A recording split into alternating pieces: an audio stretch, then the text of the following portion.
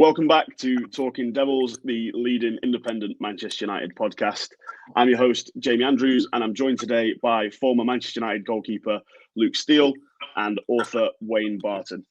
Before we begin, please remember, of course, to like and subscribe. And if you're watching us live on Facebook and YouTube, feel free to get your comments in, your questions. And if you're listening back on audio, please leave a review on the platform that you're listening on. So first off, Luke, thank you very much for joining us today. Now, we'll kick things off because people will obviously be familiar with you from your career as a footballer, obviously. But you're currently supporting another special cause, aren't you? Youth Dreams Project. So if you'd like to kick us off by telling us a little bit more about that and what that work entails. Wow, straight into business, Jamie. I like that. No, so basically when I was at Barnsley in 2014, a friend and I started a business called Youth Dreams Project, aiming to basically supply sport at a high standard to those who don't usually get the chance. And that's rolled on to being in lots of primary schools, secondary schools. We've got an academy which is just football. But basically, we help provide sport in schools and give the opportunity for kids to play all different sorts of sports. So it might not be the usual kind of things, but we have dodgeball tournaments, which people wouldn't usually get to do. We have all the summer camps, half-term camps, a scholarship program, which is 16 to 18-year-olds. And yeah, it's 9 years old nearly, and it's just rolled into so many different things. The best thing to do is, because I don't want to bore anybody, is to go on our Instagram page, which I don't run, by the way, but so you'll have to excuse some of the pictures, but go on our Instagram page and have a look, and basically you'll see all the different things that we do. We range from 2 to 5-year-old sessions, which is Diddy's football, right up until the scholarship scheme, which is 18-year-olds. We work in some prisons, some female-only prisons, which is great because young teenagers who get in trouble and go to young offenders prisons, they still need the opportunity to play sport. And we find that sport is such a great outlet to channel anger, to release any tension, especially within the youth. And basically we're trying to help give the youth a distraction from getting into trouble and doing all those things that, as we all know, can lead you down the wrong path. So that's just grown and grown. So we're in our 9th year now. We've got a franchise down in Oxford, which is great. We've got a franchise in Cambridge, obviously Peterborough, where I'm from, and then we've just sold one to somebody in Leicestershire. So that's hopefully growing all over the country and so on. And yeah, it's just been really great. And it's great for me to kind of retire and go straight into that, and to have a business kind of already fully on its way when I retired. That was great for me. Yeah, it sounds it. It sounds like it's brilliant work as well. What's the Instagram handle though, so anyone watching can go and check it out? It's just Youth Dreams Project. There's different kind of accounts. Obviously, this is the main one, and you'll see visually what it's all about. Right back into since 2014-15, and yeah, no, obviously, if anybody wants to get involved, especially locally, then if they need jobs and things like that, then get in contact. But if they want to set anything up in their area, then also get in contact. Brilliant. Yeah, well, thank you very much. Yeah, so make sure if you're watching, go and check that out as well and see the work that Luke's been getting up to there. So as well as obviously, being a philanthropist and entrepreneur as well now, you've added another string to your bow, haven't you? Becoming a striker recently, taking a bit of a step away from the goalkeeper that you spent your career as. And I'm hearing that you scored at the weekend, didn't you? Oh, good research, Jamie. I love that. I love somebody who does a little bit of research. Yeah, I spoke about it about a year ago, but I think it was during lockdown, and I finished at Millwall/Forest. And when I realised I didn't want to continue playing in goal, I ended up playing a few Sunday League games for my electrician, who convinced me, who's been asking me for 15 years anyway. And I said, look, I'll play if I can play up front. And he said, you can play anywhere. So I played, and I ended up playing, I think it was 12, 13 games, as a striker in a Sunday League match, in a Sunday League side, and managed to score, quite a lot of goals, let's just say. And I just had the bug for it. And when I'm asked, it was never something that I thought about playing up front. I always used to play midfield actually before I stuck to goalkeeping, but I used to play midfield a lot, and it's never kind of left me, because any chance that I got during my career, I'd always try and play outfield. And then after lockdown and the Sunday League stuff, I tried a bit higher, and had a dream debut for one local side, P&S Reserves, where we won 3-2, and I managed to score all three, and my confidence just went through the roof. It changes you if you become a striker, believe it or not. And I then tried a little bit higher and played for their first team, and then this season I've basically got into last season I got into a Step 5 local side called Deeping Rangers, which is not a bad level. For those who don't know, it's probably about 8 leagues below the Premier League. That's the best way to kind of divvy it up. And then I got in the side probably midway through the season and done quite well. And then this season, like you said, I've scored 2 and 3 starts, so it's not a bad start for me. Obviously, I'm working hard on that, and it is it's a serious level. The lads, it's incredible what non-league football actually is when you've never seen it and you've only seen professional football. It brings back, the love for the game is just so far and wide. And, lads who clearly would do anything and have dreamt of playing professional football, they still have their release of playing football and at any level. And I just hope, I'm not sure how I'm going to do it yet, but I want to somehow channel and get in contact with the FA or the relevant people to channel some of that money that I know that they generate into grassroots football at a men's level. I know the kids have been, that's a separate thing, but non-league football, the pitches still can be pretty brutal and they need funding. And I just know that there's not enough coming down from those leagues because there's so much travelling and time and effort from wonderful people. But it's in need of a bit of funding. And I think that for me, somebody who not fell out of love with football, but I did kind of start to, not enjoy it as much at the end of my career. But this has got me back involved in it, and mentally, I absolutely love it. And I think that, just being around any change room is great, but, non-league football and the places and the things I've seen in the last 2 seasons has just been incredible. And, it's just a credit to all the boys that work so hard Monday to Friday usually. And some lads finish work and they're going straight to training, or some lads work on a Saturday morning and then go straight to the game. And they're sometimes travelling an hour, 2 hours to Nottingham from where we are, turning up to the game, and then it's all full throttle, and it's just class. And I think that there's not enough that probably goes into that from the FA maybe. Yeah, no, definitely. And it's great that obviously it's revitalised your love for the game. Do you get many people who recognise you? Many people who turn around and go, I'm playing against the next pro here? Because I'm not going to lie, I'd be sat there going, nah, you're all right, sub me off, Gaffer. I'm not playing against ex-pros here. Yeah, but you get idiots who don't understand that I was a goalkeeper all my career. I'd never played up front once. So at 36, I started, or 35, I started doing that. It's not on the same level. We're not talking about I'm no better than them, and I'm just struggling because I'm just learning the position. I'm learning where to go, my fitness levels, things like that. But to answer your question, because we're in the Nottingham League, and I was just at Forest recently, obviously there's a connection there, and lads mention to me and things like that. It's usually at the end of the game that they mention it. But yeah, they've been brilliant. I mean, lads don't care.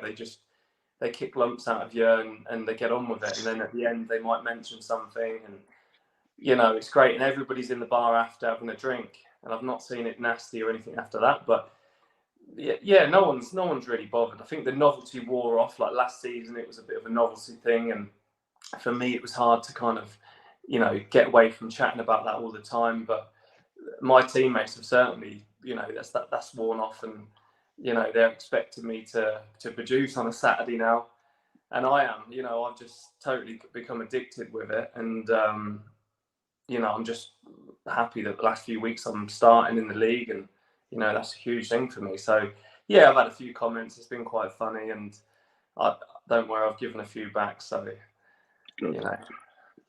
Good. Well, yeah, no, it's brilliant to hear. And so we'll move on then from non-league football back to Premier League football, and of course the elephant in the room, the Brentford game. Now we've already had 2 podcasts about it. The post-match podcast that's hosted by Mark, and then of course a Monday morning pod with Wayne and Paul Parker.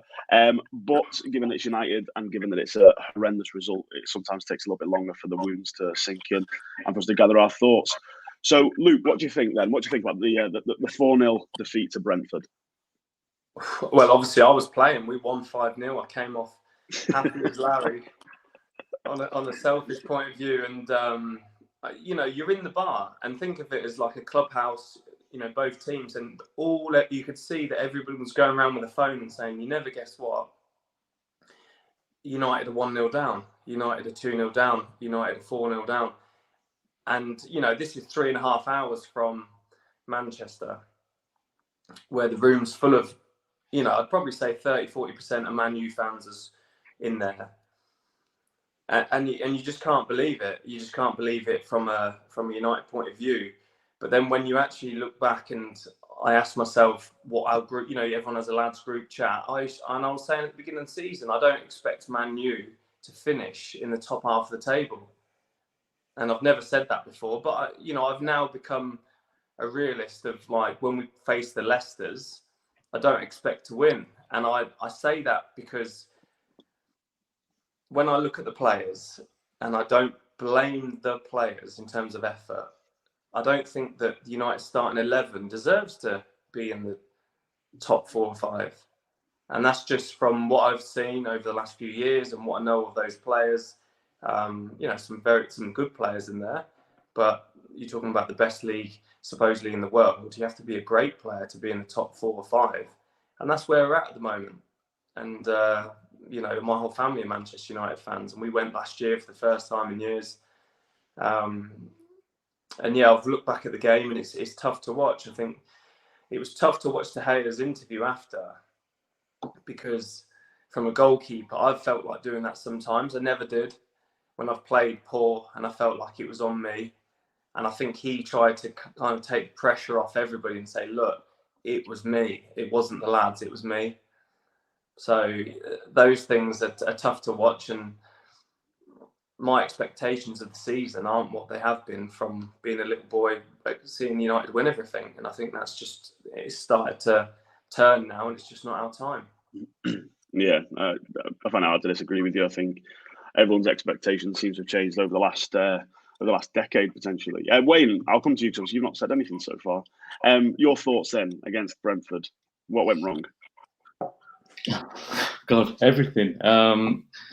Yeah, I don't know. We have this conversation that I always try and preface my notes with. When I talked to Paul on a Monday morning, the idea was where the emergencies are in the team, and that's generally the conversation that we have when a new manager comes in. So we say, what does he immediately need to address? And the problem is with this United side is that every single area looks like an emergency that you think that needs to be addressed right now.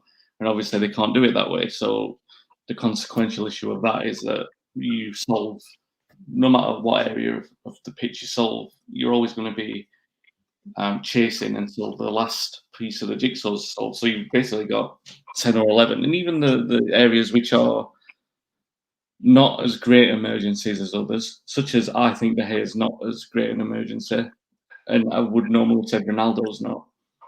But even those who performed last season, you're not going to be able to count on in the long term. So obviously De Gea is going to need to be replaced as part of this cycle. Ronaldo definitely will, because he's 37.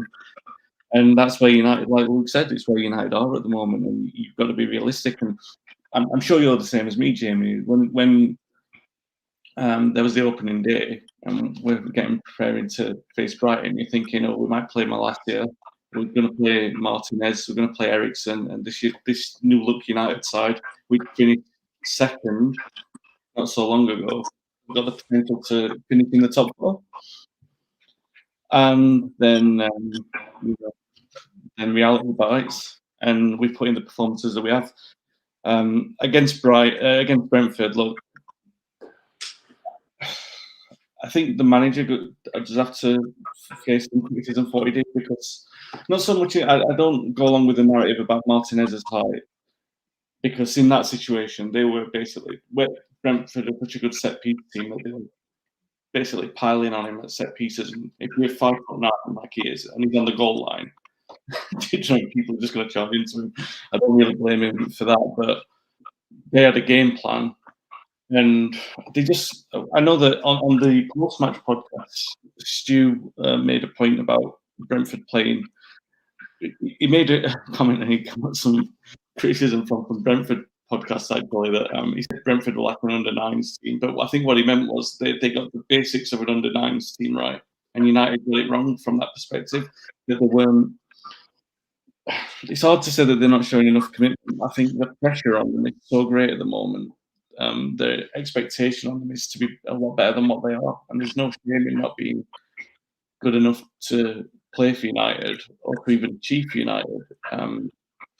But the pressure on them is so great that obviously they can't handle that. And again, that's a massive criticism of them, because players can. It just so happens that the criticism is so great, and they're in a position so far away from being able to challenge that you're seeing a very vulnerable side, that teams who are well drilled and well coached, as many are in the Premier League, as long as they've got the right attitude and they get an early goal, this United side really struggles mentally if they concede the first goal. They crumble very quickly, and that's a massive problem for Ten Hag to deal with. But that's the one that he's inherited, and he's got to deal with that going forward. It's everything that could go wrong did go wrong in the first half on Saturday, and he did make some changes at half time. United were more physically capable, but the game was long gone at that point. Yeah, agreed with everything you said. It's an interesting one, isn't it? Because we did very much seem to do the basics wrong. Brentford turned up hungrier and wanted everything more. We've seen that they ran nearly 14 kilometres more in the game than United did, and that seems to be a recurring issue that we have season after season, regardless of who's in charge, regardless of the players. We don't seem to cover as much ground as other teams. We don't seem to want it as badly. And I just think the fear factor seems to have gone when teams come and play United. There is no fear there anymore. I think everyone thinks, I can get at them, I can have a go at them. And it does seem that we're there for the taking these days, which is, when we were saying before about changing expectations, Luke, like you mentioned, one of the expectations I now have is that teams turn up and play against us. We play into other teams' tactics. They'll actually sit there. They'll get the board out. They'll analyse how we play, and they'll come up with a game plan of how they could easily break that down and how they could beat us. Very few positives to take from the game. I think there were brief periods where sort of the interplay looked nice. We had some good link-up play on the right hand side, but other than that, I think it was a shocking performance. You mentioned Ten Hag there, Wayne, that he needs to face some criticism. So I'll come straight back to you with this one, and then Luke, I'll ask your thoughts. Do you think that maybe there's some worries already about Ten Hag's tactical setup, or is it still early days and people are getting ahead of themselves? No, I think it's still early days, but I think he's shown a little bit of naivety. What you've seen is a new manager coming into a league and not prepared for the quality of what he would presume are mid-table sides. So in Ireland, with Ajax, the quality of their mid-table sides is not going to be anywhere near as strong as the quality of the mid-table sides in the Premier League. They're obviously a lot better. They're a lot more well prepared to take advantage of mistakes. Like I said, United are very pensive, very apprehensive at the start of games. Quite easy to figure out because without wanting to be, again, too critical of the quality of the players, they don't have a midfield that can keep hold of the ball.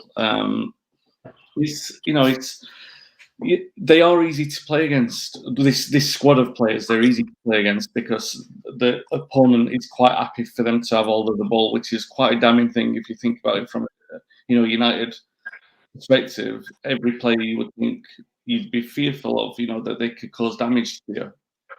But I still think Ten Hag coming in is he's still adapting to the league. I did hear something yesterday that did concern me a little bit, is that his defences in Ajax were always fairly vulnerable, and that coaches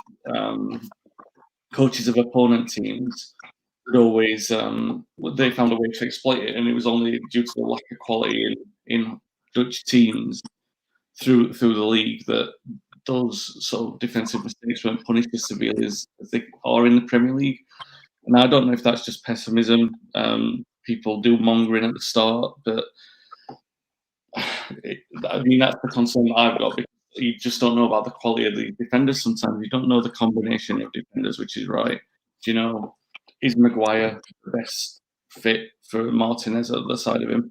Are the question marks over Varane? You've got Lindelof and Bay just sat freezing. You don't know what the best combination is. You don't know how, if which one is letting the other one down, basically. You don't know that, it's all right, Martinez has come in and he looks better on the ball, but it's after 1 or 2 games that you're saying that he might not be good on the ball. We just don't know yet. So, and that's the same, to go back to Ten Hag. I just think it's much too early to sort of make a damning, sweeping generalisation, but you can only assess on what you've seen, right? So we know that playing Eriksen as a false 9 against Brighton didn't work.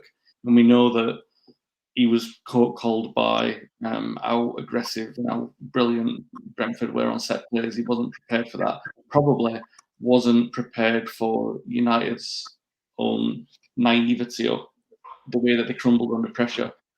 He's learning that as we go as well. That's the danger when you change managers. If you change a manager and they're new to the league, then they've got to assess all these things for themselves. And all right, they might be old lessons for you. All right, I've been sat and watched it for years, but for him, who's seen it for the first time, there is a little bit of naivety. But at least I think he dropped McTominay for the weekend.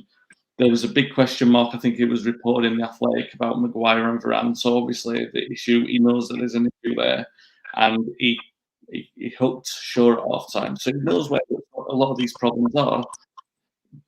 But it's reactive rather than proactive, which you would understand as a manager. Yeah, absolutely.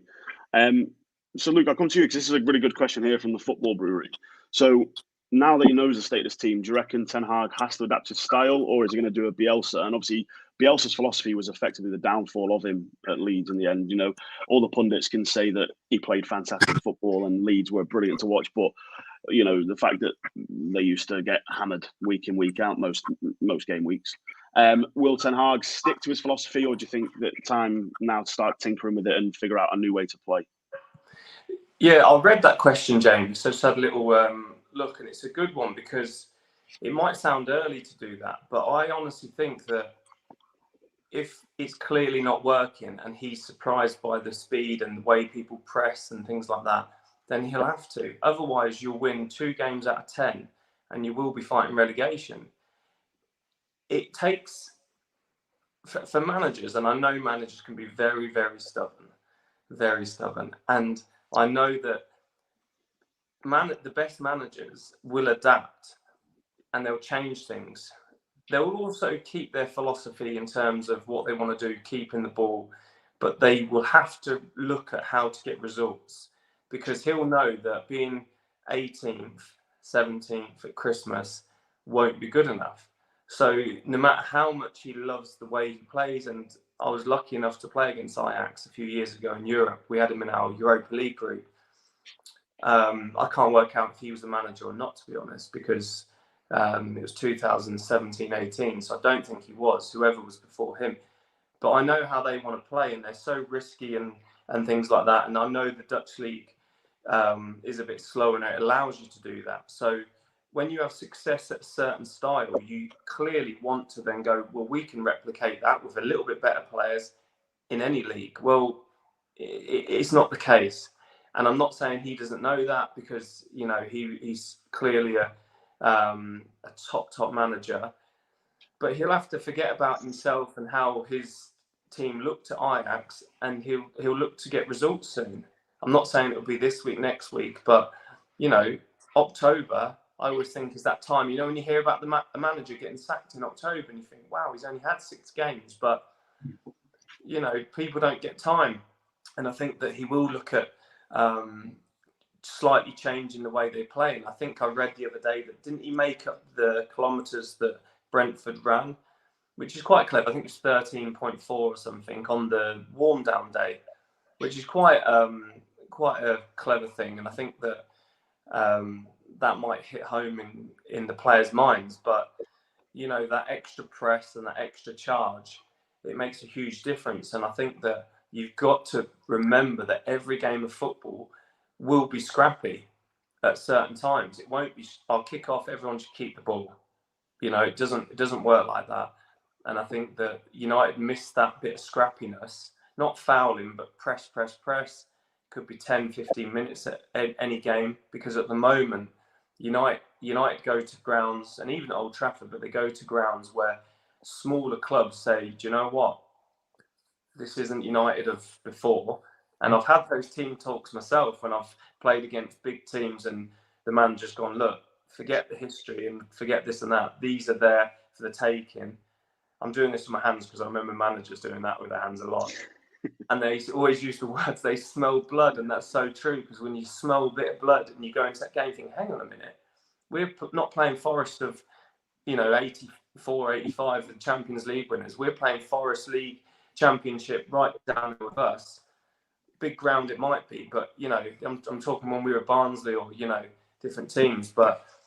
And they'll go with a positive mindset, and that always starts off with the press. They won't think, we'll just pop it round Man Utd. No, we're going to press, and we're going to nap at their heels. And I think that United have got to be the same when they play teams, and get in people's faces. But I don't think that Ten Hag's tactics will stick.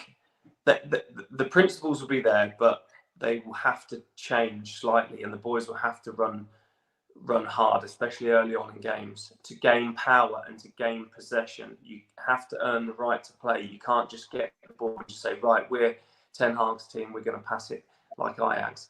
You have to earn the right to play, and I think that he won't be naive enough to not know that. And I think you will see a slightly different United team next few weeks.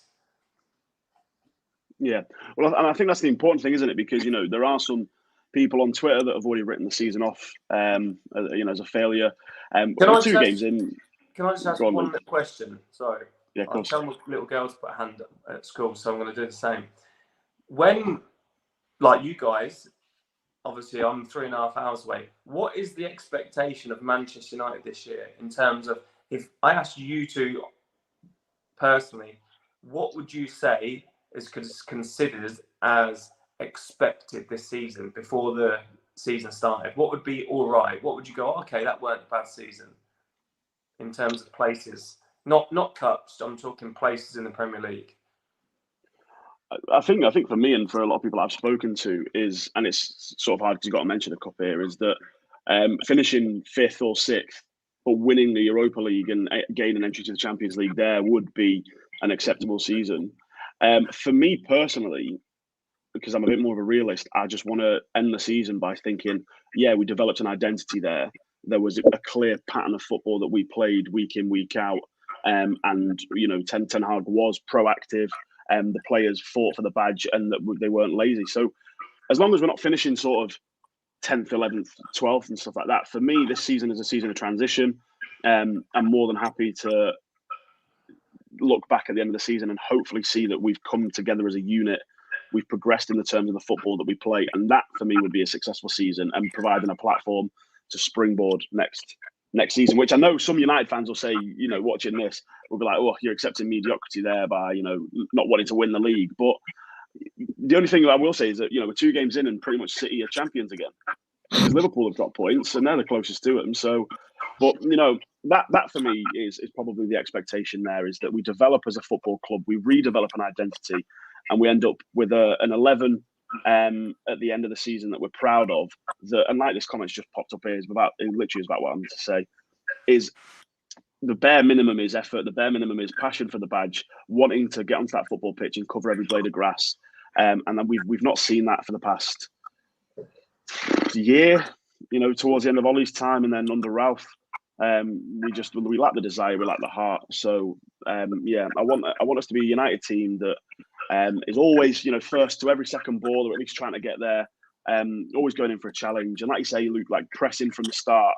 I want that intensity. So that's my expectations. I'm not sure what Wayne would say. But I take that 6. I heard number 6 there, so I'm going to say 6. Yeah. Wayne, what do you think? Like, this is just personal opinion. Yeah. So for me, I look back, and from your time, Luke, when you were there, obviously you were right there at the end of Roy Keane being there, and he left an influence on the dressing room, which was obviously inherited by Rooney and Ronaldo for that next generation, and that drive to win, the earning the right to play and everything like that, understanding what the club is about. That was always there until Sir Alex retired, and I think you've had. And I'm not saying it was deliberate, and I'm not blaming the managers for this. I just think maybe, again, it's the profile of the club and they didn't understand what they were walking into. It's been an almost systematic deconstruction of that, and it makes it difficult for the players because the message is gone. And the first message was David Moyes, when he was, I think it was before the Newcastle game, he said, we'll try and make it difficult for Newcastle.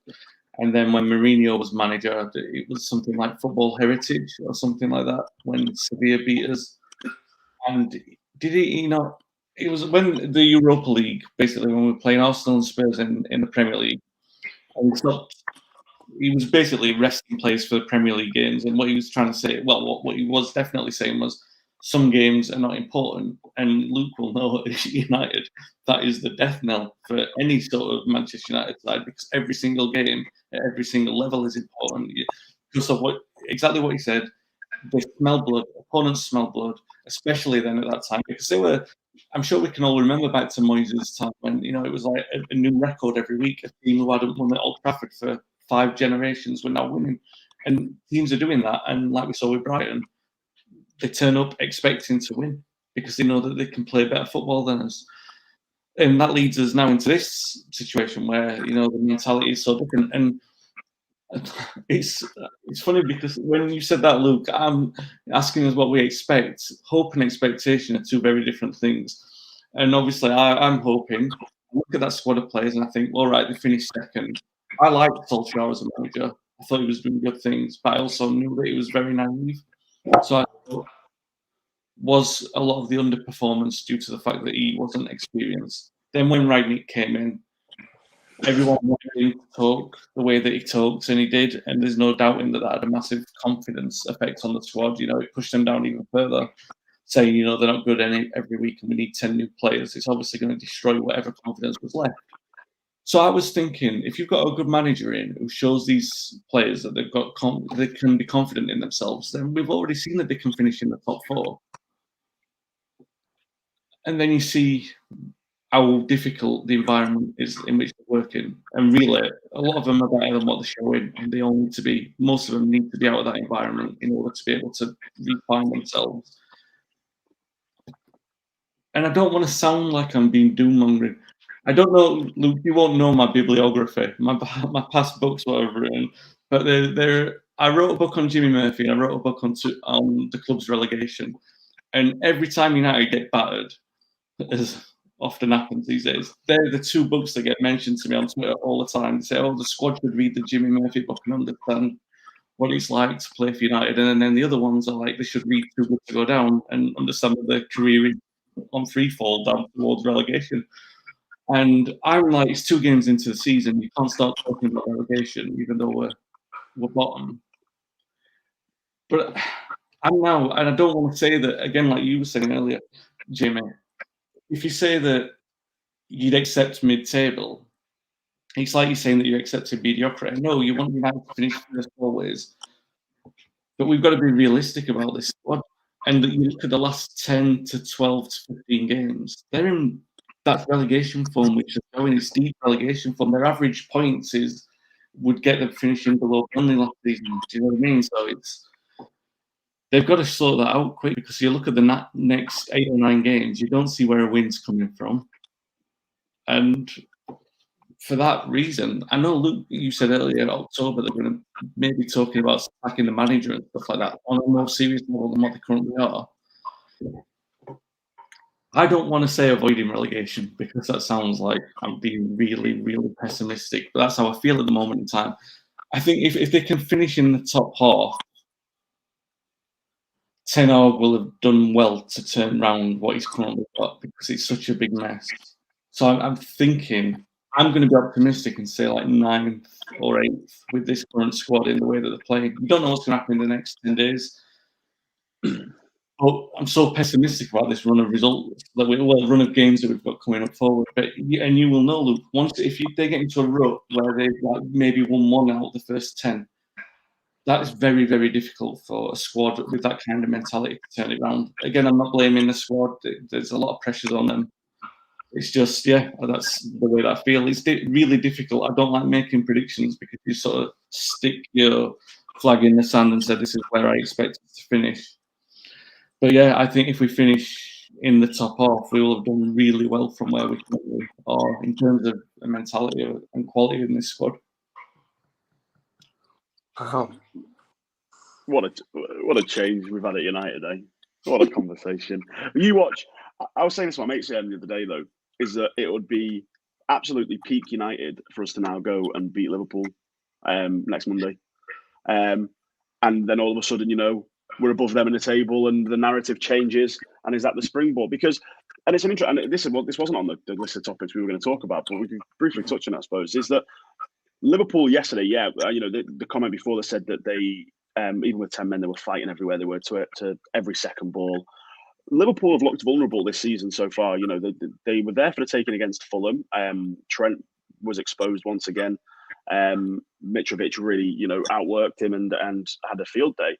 And then against Palace, the traps were set by Palace. The counter-attacks were executed fabulously. And I think that there's more of a sense of Liverpool can be got at and be beaten this season. So it's going to be really interesting to see how next Monday goes. It's a relegation 6-pointer between us and them. And I'm interested whether or not, Ten Hag does switch up like we've said.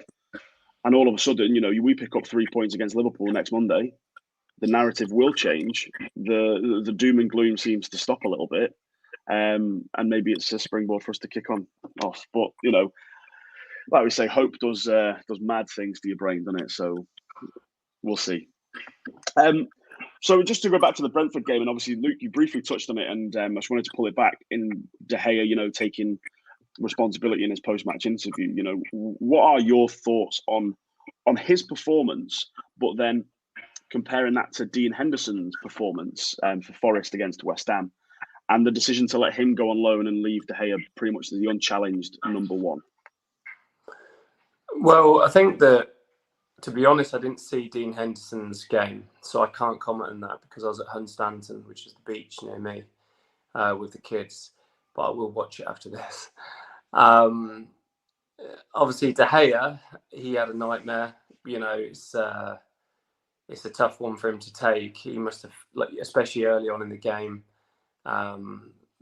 he must have felt like he's cost them the whole game. And I think that it's a shame United didn't get a couple of goals back and show, back their keeper by putting in a big performance. I think that's usually what the team's asked off when your keeper messes up. They always say, let's give him, let's get back in this game and do it for your goalkeeper. But that didn't happen. And from what I saw, there wasn't a great deal of chances. The Brentford goalkeeper, didn't have to work too hard to get his 0.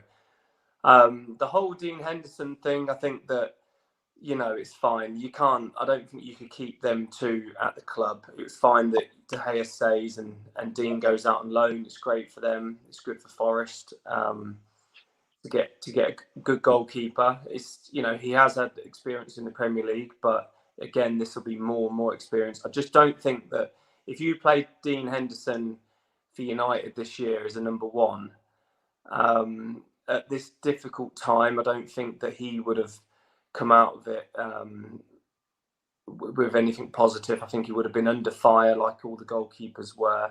He would have had a lot to do. I just don't think it was right for him to start this season as a number one, especially as De Gea, played pretty well last year. Dean's a really talented boy, and mentally he's a bit crackers like myself, but he is a goalkeeper. He is mentally ready for the Premier League and for life in this crazy bubble of football, Instagram, Twitter, and all the rest of it. There's not many that are made up for life as a footballer these days mentally, but I think Dean is, and I think that's his strongest quality is mentality. And he's going to be one of those that will say controversial things. He will say the odd daft thing. The odd daft thing will happen, from what I know of Dean, but in a good way. I say that in a good way, and I think that England have got a good goalkeeper coming through. But like I've said about Butland, Foster, England used to just throw these young goalies in the England team and think, oh, he's the next best thing, let's get him in really early. But I'm the opposite. I think, wait, just let's see what he's got. He's on loan at Forest. He's not Man U's number one yet. He shouldn't be Man U's number one just yet. But, you know, he could be in a couple of years or next season, or, you know, you've got to take your time, because certain goalkeepers, like I've mentioned, have probably not reached where people thought they were going to go, because they were bigged up too early. And you have to remember the Manchester United number one spot, and I said this when I left there, is the hardest position in the 92 clubs and all the positions to play. Manchester United goalkeeper is the hardest position. You're at the biggest club, you're in between the sticks, and this is why when I was there at 21, came back from Coventry, having played 36 games, thought I was the man.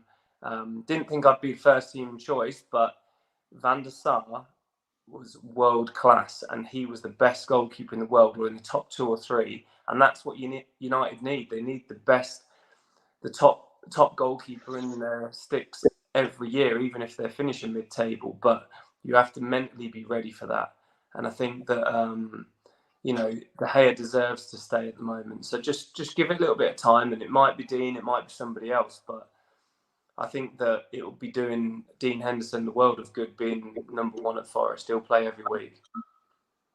Yeah, and I think it's spot on there. It's a really interesting insight as well into the United number one. But yeah, go watch Henderson's performance. It was a fantastic performance. You know, he's a very progressive goalkeeper, isn't he? You know, his high claims and things like that, and he's always looking to get on the front foot. And he seems fearless. It's you know, it's a trait that I really like about him. He does seem to just he doesn't really care, does he? He just wants to win that ball and bring it under control. And obviously there was the penalty save as well, which penalty saves have been few and far between for our club in recent times. Wayne, any further thoughts on that, on De Gea, Henderson? Anything you'd have done differently, or that you disagree with Luke? No, I would be interested in Luke's take on this. Yesterday I was talking to Paul Parker, and he was saying about obviously your teammates know your strengths and weaknesses. And a lot of those defenders have played with De Gea for a long time, so they know that he's not the strongest on the ball. And he sort of made the point about Maguire maybe holding on to the last second with his pass, not just against Brentford, but in general, and then puts De Gea under pressure that he doesn't need to be under. And obviously De Gea is under instruction to play the ball to Eriksen instead of just thumping it out for a throw-in and then resetting the defence. Do you think that there's... I guess it comes down to accountability. Do you think there's a lack of accountability in that defence? Do you think that they're not looking out for each other? I think I've watched United the last few years, and I'll speak like I speak to my friends or my dad and people like that. United haven't got the players to play out from the back anywhere near what the top few clubs have. And that is just the way it is. De Gea is a fabulous shot stopper, and he's brilliant. He's got so many good qualities.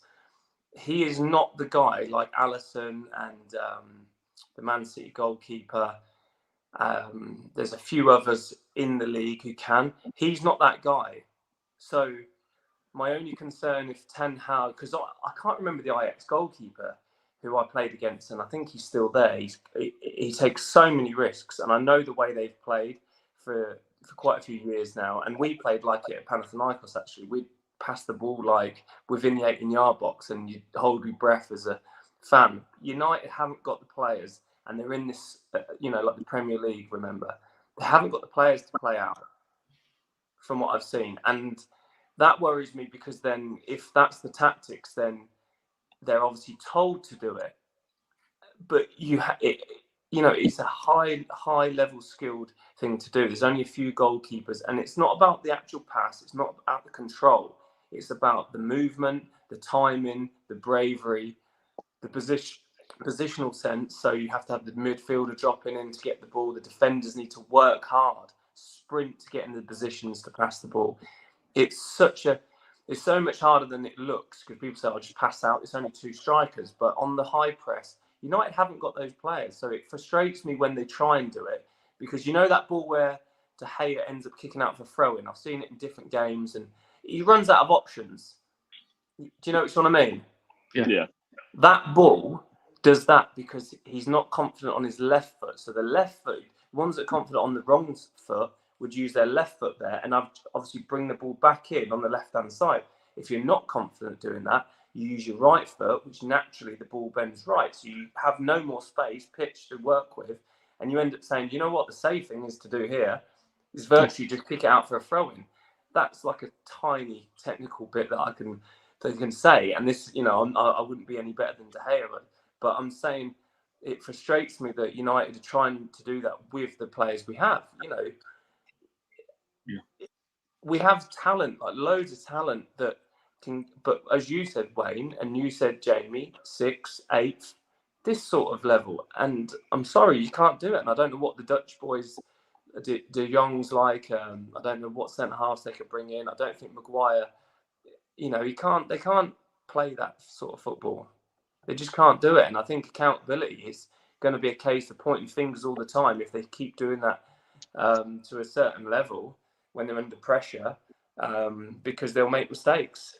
I think if Eriksen comes and gets the ball, then that's a strong position because he'll be good at that with his back to play. But from the back, I think from the first game of the season, do you remember the first minute and the ball went to the right back, was it? And he kind of got tackled and everyone went, and I remember what you were all thinking, because I was thinking saying, oh, it's all right, he didn't go in, we'll just forget about that. Come on, United, we're still... Yeah. And I know that's the last thing. I think I would just pretend that didn't happen quickly, just move on. And then we end up getting beat and so on. But they're little things that throughout the season will build and build and build, and you just can't... It's not about bravery. It's about, have you got the players who have been taught that from the academy from a young age, and drilled into them. Man City have those players, but of abundance.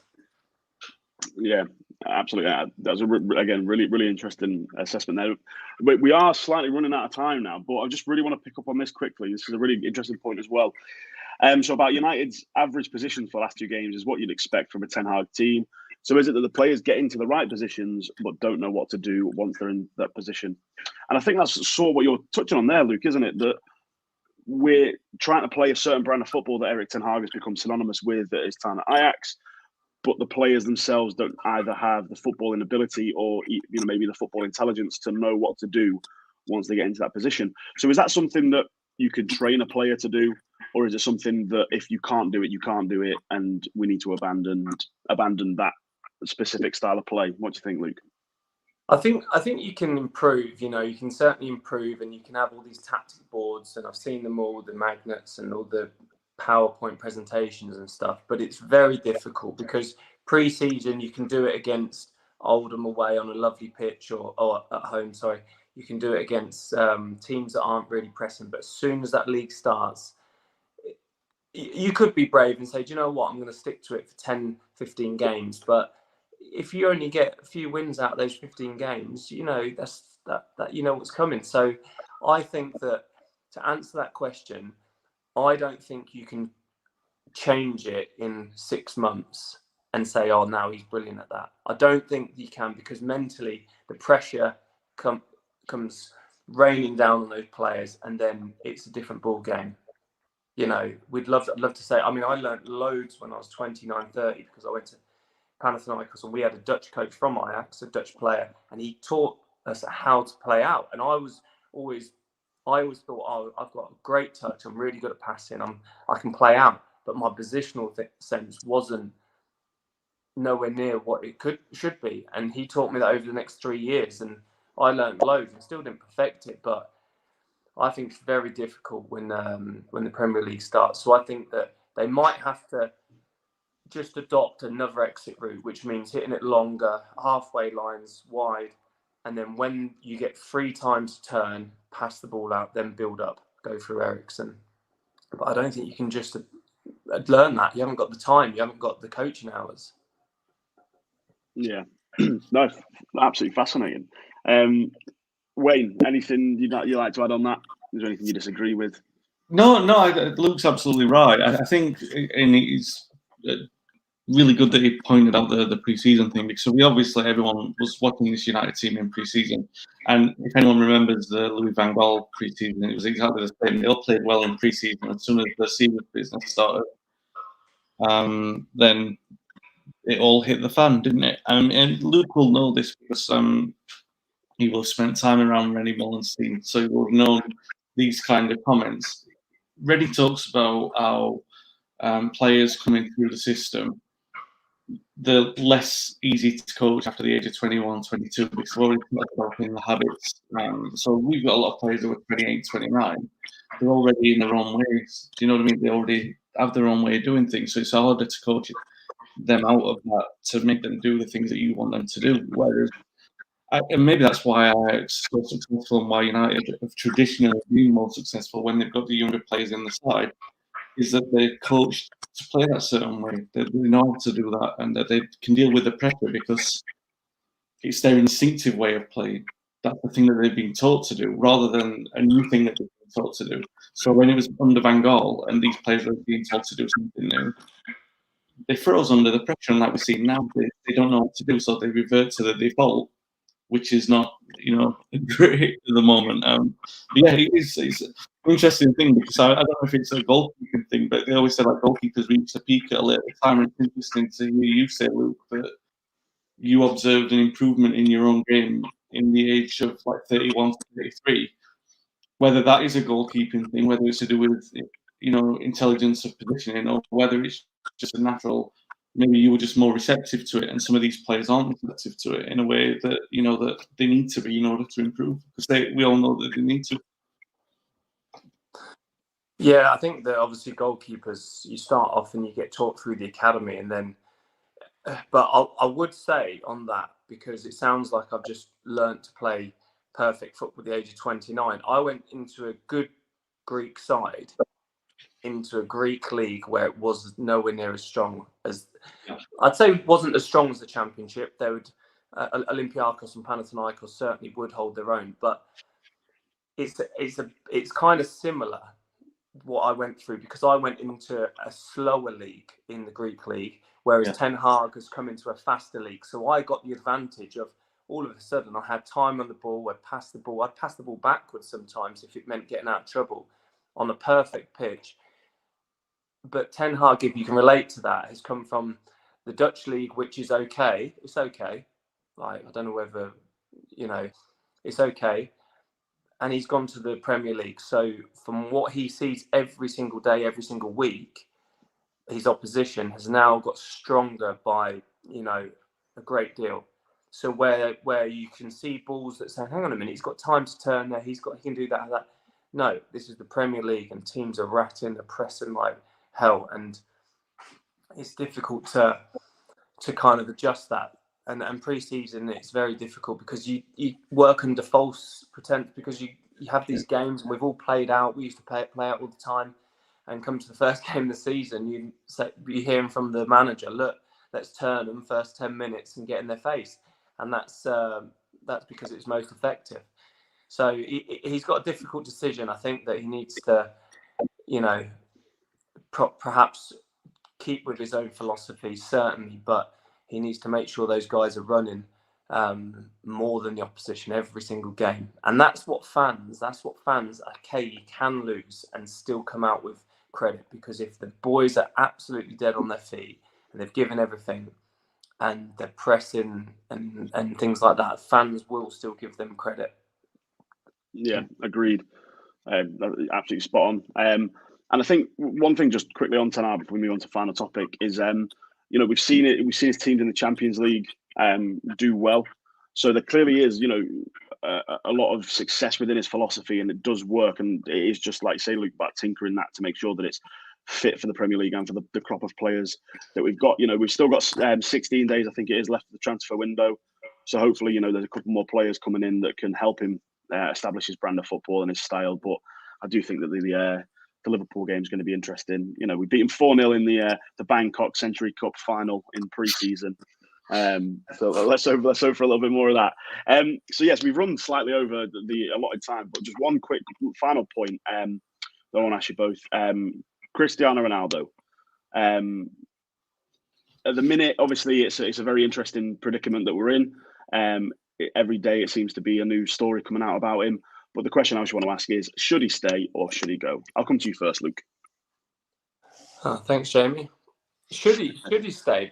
But what do you mean by should he stay or should he go? Like, do I want him to stay? Are you asking, or should the club keep him? Are you asking, or should he? Yes. Sorry, yeah. Do you want him to stay or do you want him to leave? I want him to stay, and I think the club are doing the right thing in trying to keep him. And I think that for me, it's all about, and this is because I know United aren't going to win the league this year.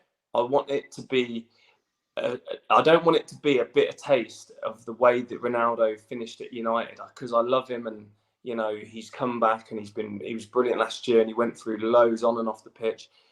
I think United fans, I think the football romantics out there will really want him to finish on a high at United, whether they don't win anything or not. And I think that hurts us a lot, because if he goes in a bad way, and it's already been, let's be honest, it's already been dragged through it in a bad way, that'll be painful to see, which has been already. So I just want it to kind of be resolved. So if he was to leave, as long as he left and carried on doing well, and he was remembered as doing really well at United, even on his second spell, then that's fine by me. And when Wayne writes a book on it in a few years' time, as long as it's all positive, that'll be all right with me. But I cannot believe that it's just the headlines all the time. Then all of a sudden, our superstar, one of the best players to ever play the game, is is dragging it through the mud a bit, and it's hard to watch. But I want it to be resolved really quickly.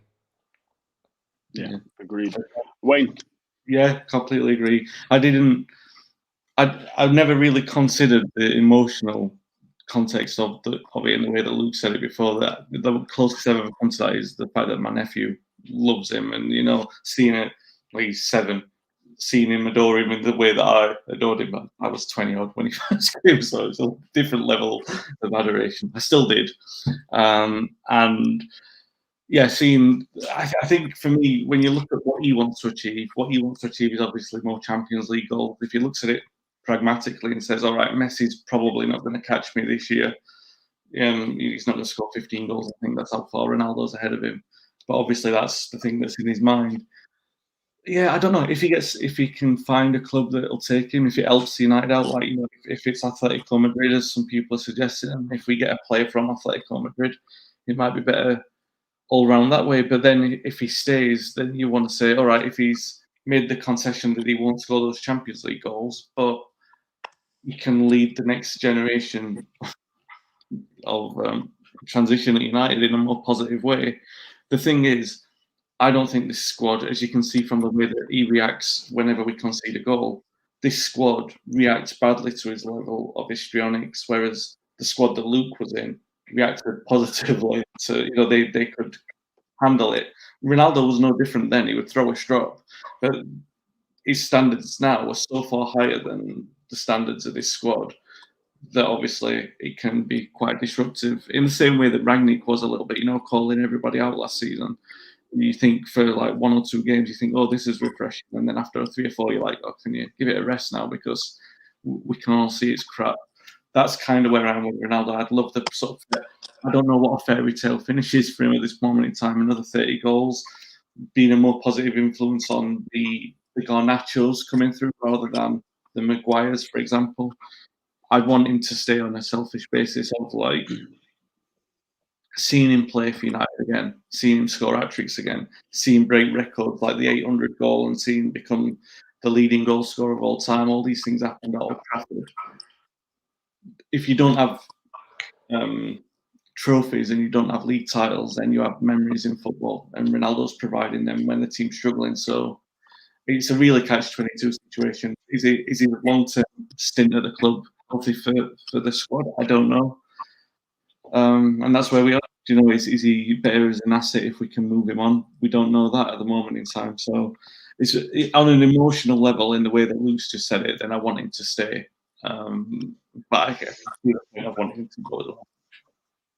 Yeah, I don't think I could agree with either of you anymore. I think for me, it's just one of those, is that whatever happens needs to be sorted quick. he wants to stay, brilliant. Let's get him involved and, like you say, helping out the young lads and get back to that romantic version of Ronaldo that we all have in our heads. If he wants to leave, then help him leave. But on that note, I think that's a good opportunity to wrap everything up. Luke, thank you very much for coming on today. It's been fantastic to speak to you. Wayne, it's been great to talk to you as well. If you've enjoyed the show, please obviously like the video, subscribe to the channel, and leave us a review on the platform that you're listening on.